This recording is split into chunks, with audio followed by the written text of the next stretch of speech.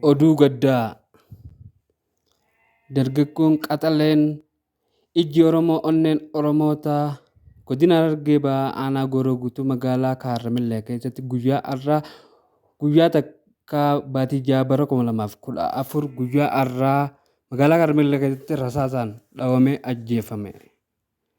Dargaggoon qaxaleen kun badii qabaatee osoo hin taane akkanumatti duraanuu kantiibaa magaalaa Kaarramilleetiin barbaadamaa waan tureef milishaa 10 ol mana isaatti erguudhaan dargaggoon qaxaleen Oromoo kun guyyaa har'aa rasaasa milishaatiin ajjeefamuun isaa dhaga'ame.